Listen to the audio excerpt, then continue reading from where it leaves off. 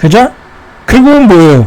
투자로서 접근했다라는 거야. 투자로서 접근했다. 그러면 돈이 많은 그 유지들이, 자산가들이 왜 강남 마용성을 투자로서 접근했겠어요?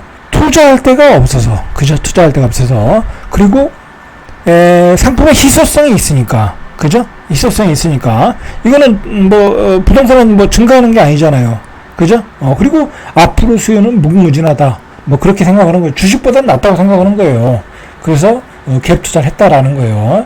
자, 이 46%가 얼마나 많은 갭 투자냐면 2021년 연끌할 때 가장 그 피크를 칠 때가 51%야. 50.1%야. 50.1%. 근데 지금 요번에 사신 분들이 46%야.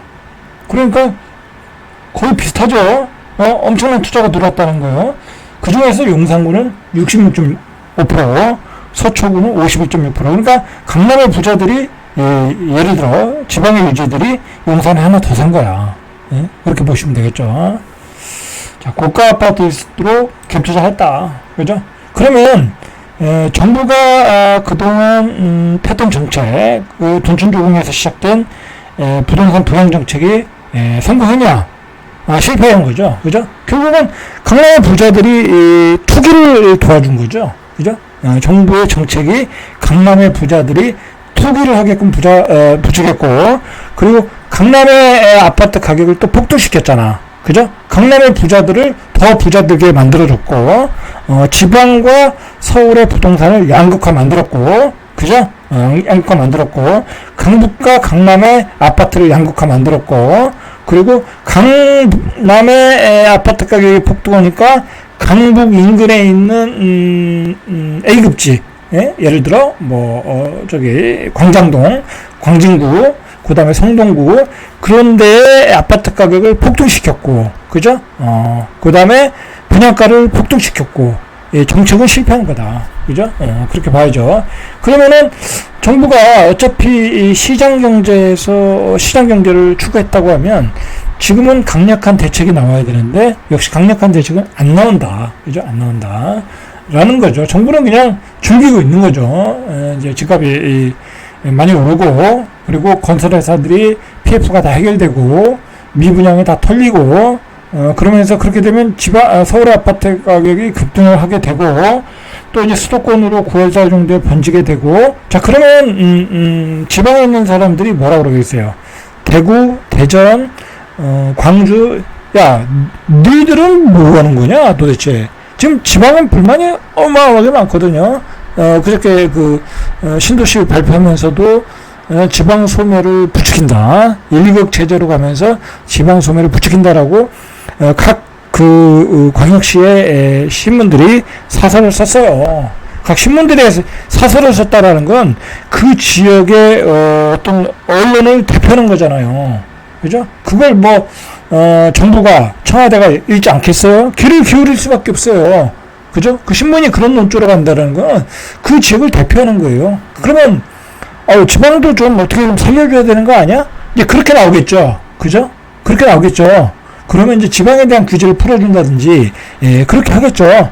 그죠? 그게 좋은지 안 좋은지 모르겠지만, 그렇게 될 가능성이 많아요. 그러면, 결국은, 그렇게 되면은, 무슨 문제가 일어나냐면, 리바이벌이 되는 거야.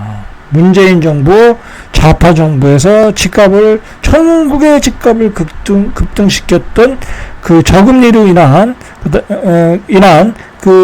집값의 폭등을 재현시키고, 자, 그거로 인해서 무슨 문제가 일어났어요? 엄청나게 많은 PF가 일어났죠. 그 PF가 뭐를 만들어냈어요? 지식산업센터, 그 다음에 상가, 그 다음에 요즘 문제가 많은 상하형 숙박시설, 자, 그런 걸 만들어냈죠. 그러면 또 그런 게 재현되고, 또 아무것도 모르는 우리 은퇴자들, 그죠? 은퇴자들, 거기, 지난번 속았던 사람들 같은, 또 다른 은퇴자들이, 또 괜찮다 하고, 생활형 숙박시설 또 살 것이고, 그 다음에 또 지식산업센터 사가지고, 공실로 또 고생하실 거고, 그 다음에 대출받아서 또 오피스텔 살 거고, 그런 악순환이 계속된다라는 거야. 그죠? 그런 악순환이 계속된다. 두고 보세요. 그죠? 그렇게 해서 여러분들 제가 뭐 뒤에서 이야기하고 싶은 건데 보세요. 이 저금리에 자산을 불린 사람들이 있고요. 저금리에 빚만 늘어난 사람들이 있어요. 양극화가 됐죠. 아무것도 투자 안 하고 별일 없는 집을 하나 가지고 있어서 그냥 벼락거지 되신 분들이 있고, 그냥 가격이 안 오른 거야. 안 오른 집도 있어요. 그죠? 그 다음에 저금리에 어떤 사람이 그지가 됐어요. 아까 말했죠. 생활형 숙박시설, 지식산업센터, 그 다음에 상가에서 열정들이다 상가 사신 분들, 오피스텔 사가지고 또 고생하시는 분들, 지방 오피스텔, 서울 오피스텔도 마찬가지고, 다 그런 분들이 지금 사가지고 고생했고, 저금리에 다 거지가 됐잖아요. 그죠? 근데 저금리에 어떤 사람이 부자가 됐어요. 투기를 한 사람들이 부자가 됐잖아요. 투기를 잘했던 사람들. 저점 매수, 고점 매수, 고점 매도. 그 다음에 뭐 가족들 명의 불려가지고 다양하게 부동산 사서 다양하게 또 버신 분들. 그런 분들. 그죠? 그런 분들은 뭐 열에 하나밖에 안 되겠죠? 저 이렇게 저금리에 자산이 불려난 사람과 완전히 깡통을 찬 사람 이렇게 두 분류가 생겼다. 그래서 양극화가 됐다. 자. 이제 앞으로 이런 일이 또 벌어질 가능성이 있다. 지금 돌아가는 꼬라지를 보면. 자, 그게 걱정이 되는 거죠. 자, 일단 얘기를 다시 돌아가세요. 자, 지난달 말 기준 서울 아파트의 3.3제곱미당 평균 분양가가 4,400만원 정도, 4,400만원 정도, 한 달 전보다 5%가 올랐대요. 한 달 전보다. 그리고 1년 전보다 37.6%가 올랐어. 여러분, 1년 전보다 37.6% 올랐으면 내년에는 5,500만원이 된다는 얘기예요.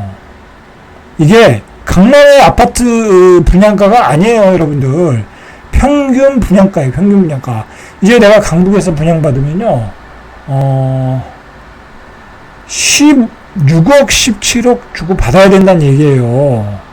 내년에 내가, 은평구에서 역세권에 하나 분양받는데, 홍제동에서, 예를 들어 홍제동에서 봤는데 16억, 17억이 될 수도 있다라는 얘기예요, 여러분들. 그거 분양 받겠어요? 못 받겠죠? 자, 이런 현실이 지금 우리 앞에 있는 거예요. 그죠? 이제 이렇게 되면요, 16억, 17억 되면요, 이제 분양을 받지 마세요. 받을 수도 없고요. 받아봤자 수익도 안 나요. 그죠? 이제 그냥 인생의 계획을 다시 짜야 돼. 나는 대충 서울 도심에서는 전세 살고, 그 다음에 나중에 애들 졸업하고, 나도 은퇴하고, 외곽으로 빠지고, 아니면 뭐 지방 가서 살고, 그런 인생의 플랜을 다시 짜야 돼. 내가 그거 하나 받아가지고, 거기서 승부를 내겠다. 그건 바보 같은 짓이에요. 자, 그때 그렇게 보시면 돼요.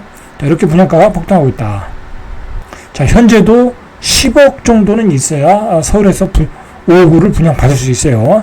84는 강동구에 20억이 나왔어요. 자, 이런 상황이다. 자, 정년에는 지금은 상승 사이클의 마지막 폭발점이다. 그러니까 비싼 집들은 함부로 추경해서는 안 된다. 그렇게 생각하시고요.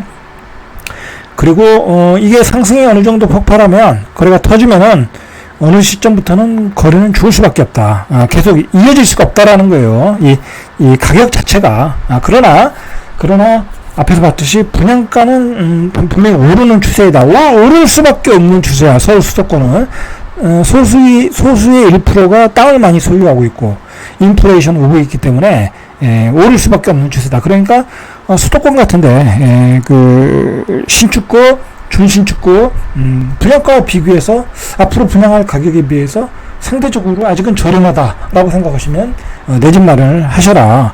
그 다음에 서울 같은 경우에는 어떻게 보면 신축급, 준신축급 나름대로 지금 또 살만한 가격들이 있긴 있어요. 여러분들 지금 걱정이 되는 게 뭐냐면요. 자, 보세요. 내년에 강북에서 한 5,500만 원에 나와. 그죠? 5,500. 지금 추세대로 그러면 내년에 5천만 원은 넘는 건 시간 문제예요. 그러면은, 한 16억, 17억이 나온단 말이에요. 그러면은, 자, 보세요. 자, 마지막으로 제가 보여드릴게요. 자, 여기가 요즘 거래가 좀 많이 되는 편이거든요. 가재 루타운이. 특별히 뛰어난 건 아니에요, 위치가. 그죠? 여기 여기서 역세권도 아니고, 그죠? 뭐, 여기 뭐, 가자역이 뭐, 그렇게 많이 이용하는 역도 아니고, 도시의 접근성은 버스로는 좋은데, 지하철로서는 뭐, 그렇게 탁월하지 않아요. 이 6호선을 이용해서 마포 정도로 가면 모를까. 자, 어쨌든, 아파트들이, 중심축급이 많거든요. 자, 보세요. 자, 마지막으로 설명해 드릴게요. 잘 보세요.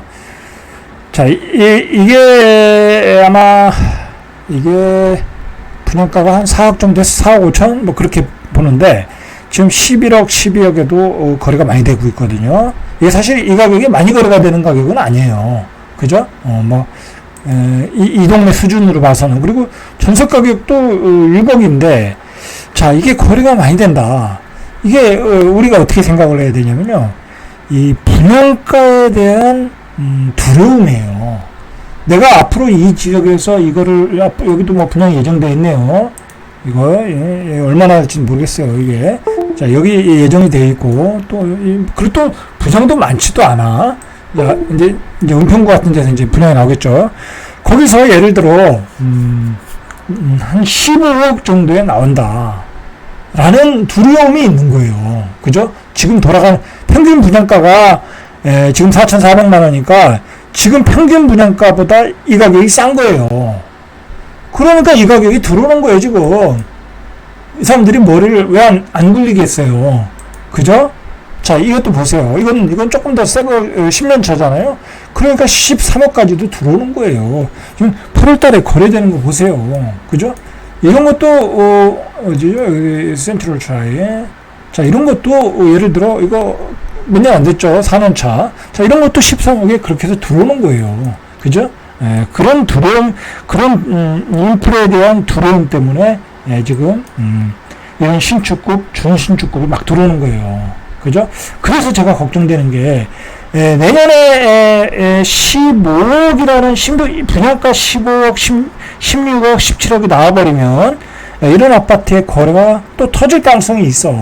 그러니까 미리 지금 막 사는 거야. 자, 그러니까 각자 판단을 잘 하셔야 돼. 제가 사라 마라 말을 못 드리겠어요. 각자 그냥 나 이 정도 살 돈이 있다 그러면 사시는 거고 그렇다고 무리하게 대출 받을 필요 없다. 차라리 내가 여기서 살 바에는 그냥 전세 사주고, 그죠? 나는 무주택자라면 그냥 상기 신도시를 나중에 받겠다. 그런 전략으로 가도 괜찮다. 라는 거죠. 자, 그리고 이런 데 보세요. 이런 데. 제가 어제 보다가 봤는데. 자, 여기가 이제 바로, 은평구 뒤에 향동이죠. 향동. 자, 이런 데도, 자, 가격이 아까는 12억이었잖아요. 여기는 8억대면 사잖아요. 그죠? 8억대면. 그러니까 거래가 좀 되잖아요. 그죠? 거래가 되잖아요. 조금 안쪽으로 들어와도. 그죠? 그래서 이런 게 거래가 되는 거예요. 그죠? 이게 거래가 되는 거예요. 자, 여러분, 잘 선택을 해야 된다. 그죠? 제 얘기를 잘 들으시고, 전체적인 얘기를 잘 해드렸거든요. 잘 들으시고, 판단을 해서 잘 결정을 하시길 바랍니다. 자, 절대값TV의 명품 PD, 한 PD였습니다.